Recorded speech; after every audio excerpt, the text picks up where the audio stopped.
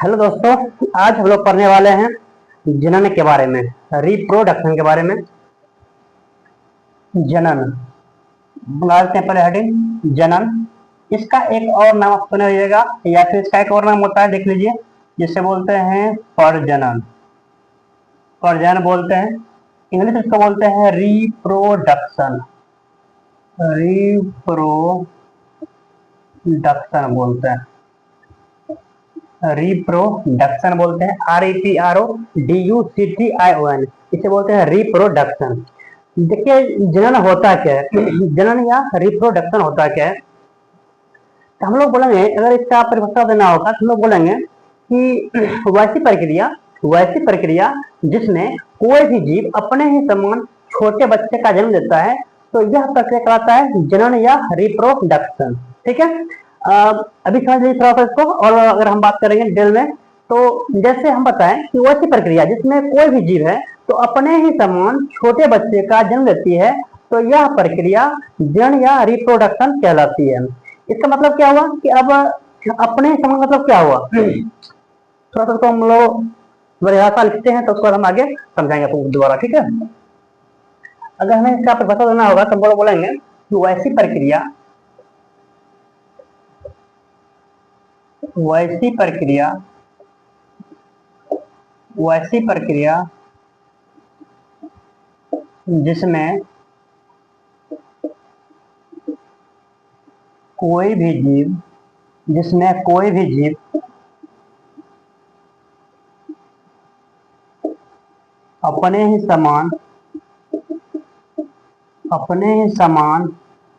अपने ही समान छोटे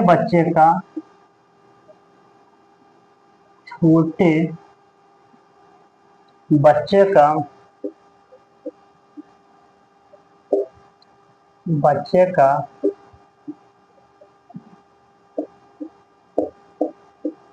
बच्चे का जन्म देते हैं,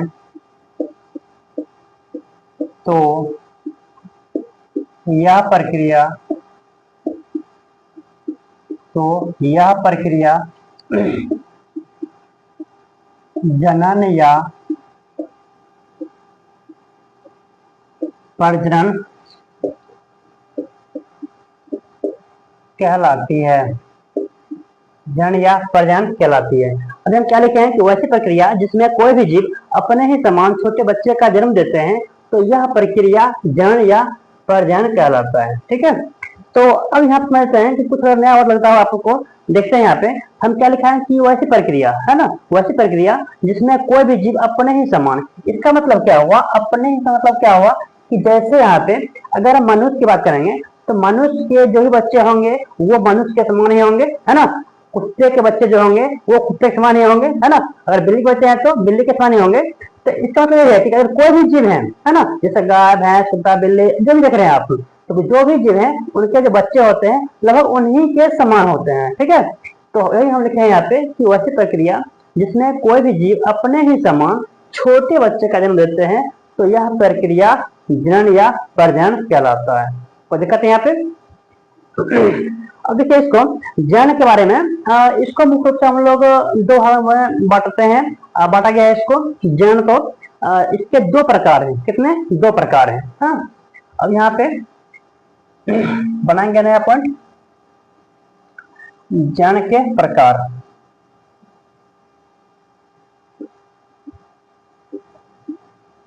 जनन के प्रकार, टाइप्स ऑफ रिप्रोडक्शन,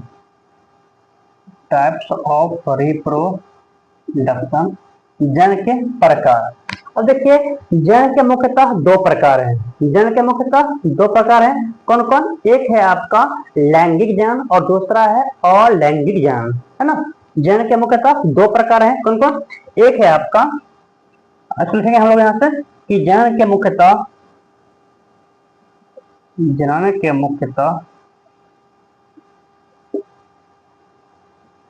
दो प्रकार हैं। पहला है आपका लैंगिक जनन। लैंगिक जनन, और दूसरा है आपका अलैंगिक जनन। अलैंगिक जनन, अलैंगिक जनन, ठीक है। इसको बोलते हैं इंग्लिश में सेक्सुअल रिप्रोडक्शन, सेक्सुअल रिप्रोडक्शन, और इसे बोलते हैं asexual, asexual reproduction, reproduction. Doubt यहाँ तक? अब देखिए यहाँ पे हम क्या लिखे यहाँ पे कि जनन के मुख्यतः दो प्रकार है। कौन कौन? एक आपका लैंगिक जनन, दूसरा क्या है अलैंगिक जनन, ठीक है। एक क्या है लैंगिक जनन, दूसरा है अलैंगिक जनन। इसे बोलते हैं इंग्लिश में सेक्सुअल रिप्रोडक्शन, और इसे बोलते हैं असेक्सुअल रिप्रोडक्शन, ठीक है। अब देखिए कि ये जो आपका है लैंगिक जनन, सेक्सुअल रिप्रोडक्शन, ये होता क्या है? सेक्सुअल रिप्रोडक्शन होता क्या है, लैंगिक जनन होता क्या है? तो जनन की इस प्रक्रिया में, जनन की इस विधि में दो विपरीत जनक भाग लेते हैं। कौन लेता है? दो विपरीत जनक भाग लेते हैं। किसमें? लैंगिक जनन में। इसमें दो विपरीत जनक भाग लेते हैं। विपरीत का मतलब क्या होता है? विपरीत का मतलब क्या होता है कि जैसे अब कोई एक मेल होगा, दूसरा फीमेल होगा, एक मेल होगा, दूसरा फीमेल होगा, है ना। जैसे अब एक नर होगा, दूसरा मादा होगी, है ना। एक नर, दूसरा मादा, इस तरह से इसमें दो विपरीत जनक भाग लेते हैं। किसमें? लैंगिक जनन में। किसमें? लैंगिक जनन में, ठीक है। अब ये जो आपका जनन की विधि है लैंगिक जनन, इसमें जनन की यह विधि मुख्य रूप से जो बड़े जीव जंतु हैं जैसे गाय, भैंस, कुत्ता, बिल्ली, मनुष्य, इस सब में आपका लैंगिक जनन संपन्न होता है। कौन सा? लैंगिक जनन संपन्न होता है, जिसे बोलते हैं सेक्सुअल रिप्रोडक्शन। कोई दिक्कत यहाँ तक? अब देखिए यहाँ पे और उसका क्या लिखा है कि अलैंगिक जनन, यहाँ क्या लिखा है? अलैंगिक जनन लिखा है। इसे बोलते हैं असेक्सुअल रिप्रोडक्शन। इसमें जो भाग लेता है, इसमें केवल एक ही जनक भाग लेता है। कौन? केवल एक ही जनक भाग लेता है। इसको हम लोग आगे इसको मिटाते हैं, और सॉरी यहाँ पे जगह भी होगा, देख लेते हैं। देखिए यहाँ पे इसका हम लोग परिभाषा लिखेंगे, इसका लैंगिक जनन का। इसको हम लोग लिखेंगे परिभाषा पहला का कि वैसी प्रक्रिया,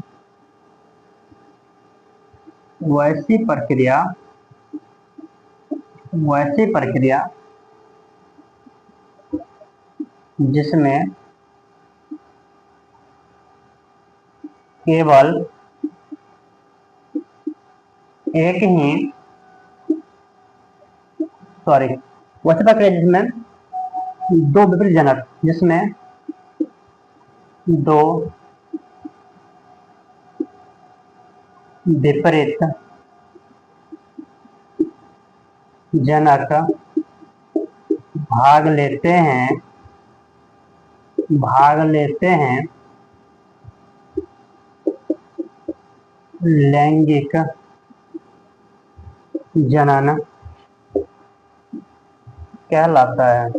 लैंगिक जनन कहलाता है, ठीक है। वैसी प्रक्रिया जिसमें दो विपरीत जनक भाग लेते हैं, लैंगिक जनन कहलाता है। यहाँ समझा दिया आपको ये विपरीत जनक होता क्या है। विपरीत जनक होता क्या है, यानी विपरीत मतलब क्या था? उल्टा।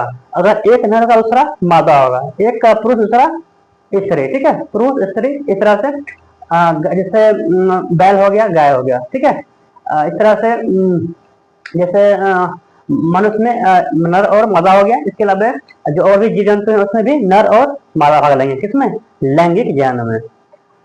इसमें एक और हम लोग जो सकते हैं कि जनन की यह विधि, जनन की यह विधि,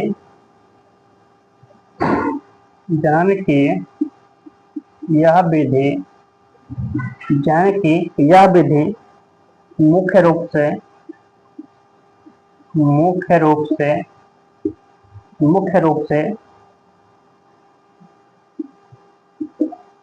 बड़े प्राणियों में, बड़े प्राणियों में संपन्न होता है, बड़े प्राणियों में संपन्न होता है, ठीक है। जैसे, जैसे मानव, मनुष्य, ठीक है, गाय, बिल्ली, कुत्ता, इत्यादि कर सकते हैं, ठीक है, इत्यादि इत्यादि। अब हम लोग थोड़ा सा देखते हैं फिर से। हम यहाँ लिखा है कि वैसी प्रक्रिया जिसमें दो विपरीत जनक भाग लेते हैं लैंगिक ज्ञान कहलाता है। ज्ञान की यह विधि मुख्य रूप से बड़े प्राणियों में संपन्न होता है, जैसे मानव, गाय, बिल्ली, कुत्ता और इत्यादि। उम्मीद करता हूँ कि आपको ये पॉइंट समझ में आया होगा, ठीक है। अब हम लोग पढ़ते हैं अलैंगिक ज्ञान के बारे में। किस बारे में? अलैंगिक ज्ञान के बारे में।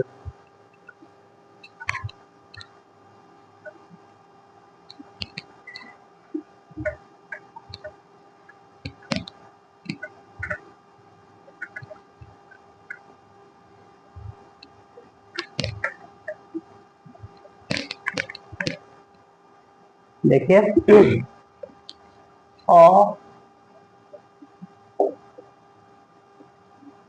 अलैंगिक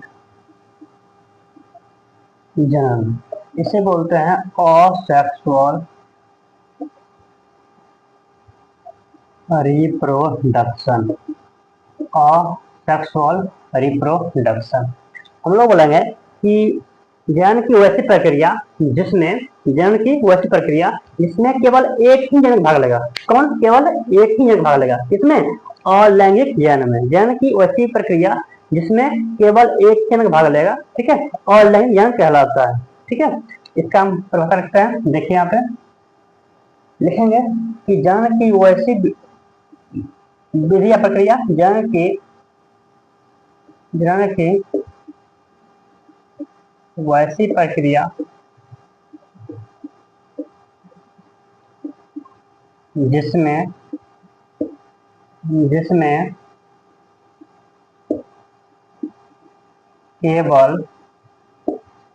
केवल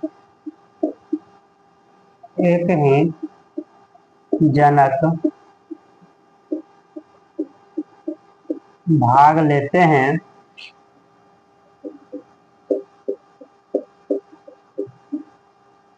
अलैंगिक जनन कहलाता है।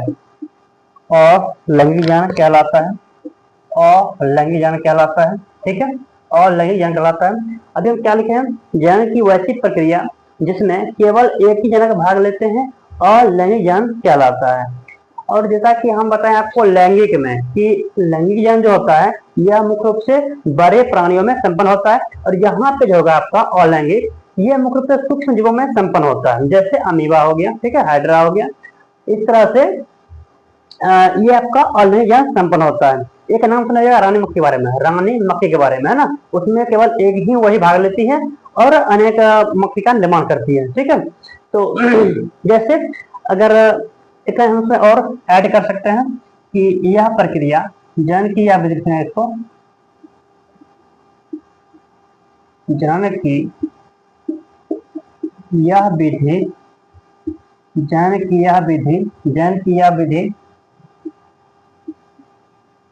मुख्य रूप से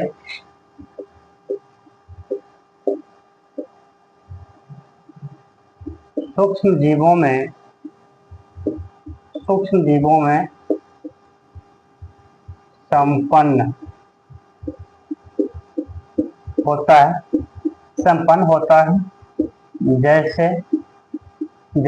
संपन्न होता है, जैसे हाइड्रा, अमीबा,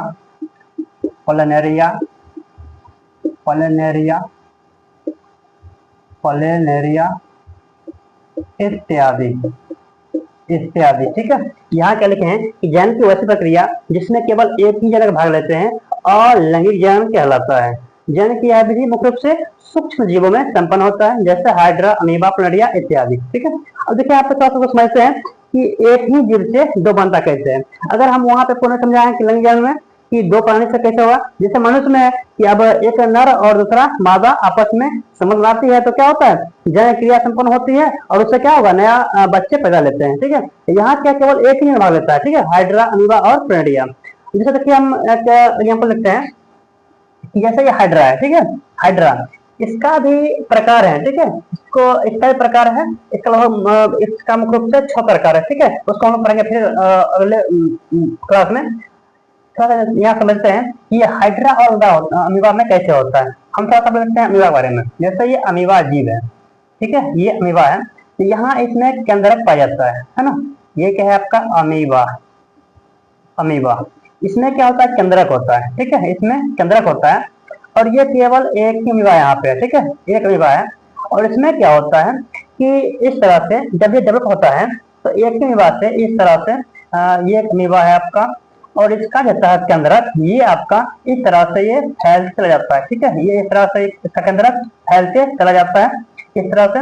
और फिर इस तरह से यहाँ क्या होता है कि कुछ समय बाद क्या होता है कि ये आपका दिख रहा है यहाँ से, ये केंद्रक 2 पार्ट में बढ़ जाता है।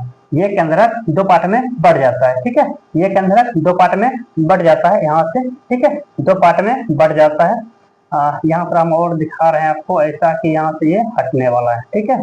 ये इस तरह से केंद्रक 2 भाग में बढ़ जाता है। और कुछ फिर ऐसा इसके बाद क्या होता है कि कुछ समय बाद क्या होता है कि ये अमीबा बीच से ही ये अलग एक बन जाता है। यहाँ से देखिए यहाँ पे ये एक अलग बन जाएगा, इसका केंद्रक इसमें आ जाएगा, ठीक है। और ये वाला केंद्रक आपका एक नया अमीबा बना लेता है, एक नया अमीबा बना लेता है, ठीक है, एक नया अमीबा बना लेता है, एक नया अमीबा बना लेता है, ठीक है। तो यहाँ पे ये आपका अमीबा है, एक अमीबा है, यहाँ के अंदर केंद्रक है, ये डेवलप होते जा रहा है, विकसित होते जा रहा है। और कुछ समय क्या होता है कि ये आपका जो केंद्रक है इसका ये इस तरह से बढ़ जाता है। इसके बाद फिर अगले चरण में क्या करता है ये कि इसका ये आपका एक ही केंद्रक है जो ये इसको 2 पार्ट में बढ़ जाता है, ये आपका 2 पार्ट में बढ़ जाता है। और यहाँ से ये अपने आप को ये डिवाइड कर लेता है, यहाँ से क्या करता है इसको डिवाइड कर लेता है। और यहाँ से ये वाला एक अलग अमीबा बन जाता है, ये वाला, और यहाँ से ये अलग बन जाता है। इस प्रकार से ये 1 से 2 अमीबा का निर्माण करता है, 1 से 2 अमीबा का निर्माण करता है। तो इससे आप समझ सकते हैं कि यहाँ पे क्या हो रहा है, अमीबा में द्विखंडन हो रहा है। क्या हो रहा है अमीबा में द्विखंडन, यानी 1 से 2 पार्ट में खंडित होकर के ये निर्माण हो चुका है। अमीबा में क्या होगा, अमीबा में आपका द्विखंडन होता है, जो इसका प्रकार है ना। हम लोग आगे पढ़ेंगे, ये इसका प्रकार है द्विखंडन बहुखंडन, है ना, इसका प्रकार है ये। लेकिन यहाँ पे हम लोग पढ़ेंगे कि एक ही प्राणी से केवल एक ही जन भाग लेता है यहाँ पे, और इस तरह से एक से अनेक प्राणी का निर्माण करता है, ठीक है। तो आज का क्लास हम लोग पढ़ने वाले हैं, इससे पहले क्लास हम लोग एक बार इसको रिविजन कर लेते हैं। आज क्या पढ़े हैं, जन के बारे में, रिप्रोडक्शन के बारे में। जन होता क्या है, तो बोलेंगे कि वैसी प्रक्रिया जिसमें कोई भी जीव अपने ही समान छोटे बच्चे का जन्म देती है, तो यह प्रक्रिया आपका जन या रिप्रोडक्शन कहलाती है, ठीक है। इसका 2 प्रकार था, उनको लैंगिक और अलैंगिक, लैंगिक और अलैंगिक। लैंगिक में भाग कौन लेता है, तो लैंगिक में आपका 2 विपरीत लिंग भाग लेगा, कौन, लैंगिक में आपका 2 विपरीत लिंग भाग लेता है, यानी एक नर होगा दूसरा मादा होगा, एक नर होगा दूसरा मादा होगा, जैसे मनुष्य में है ना, जैसे मनुष्य में, गाय भैंस कुत्ता बिल्ली में। और अलैंगिक भाग कौन लेता है, इसमें केवल एक ही जन भाग लेता है, जैसे हाइड्रा, अमीबा, प्लैनेरिया। इसके अलावा आप एग्जाम्पल ले सकते हैं कि रंगनी मक्खी के बारे में, है ना, रंगनी मधुमक्खी के बारे में आप एग्जाम्पल ले सकते हैं। उसमें भी केवल एक ही जनक से वो अनेक मधुमक्खियां का निर्माण करती है, ठीक है। अब जैसे यहाँ पे बता दिए एग्जाम्पल, अमीबा में इस तरह से होता है, एक ही जनक है और इस तरह भाग लेता है। इसी तरह से इसका बता सकते हैं हम, है ना। जैसे अब बता देता हूँ आपका एक और, जैसे प्लैनेरिया है, ठीक है, जैसे प्लैनेरिया है, हाइड्रा है, ठीक है। तो इसका देख देते हैं प्लैनेरिया के बारे में। इसका जैसा है ये इस तरह से आपका इसका आकार होता है, ठीक है, ये प्लैनेरिया है।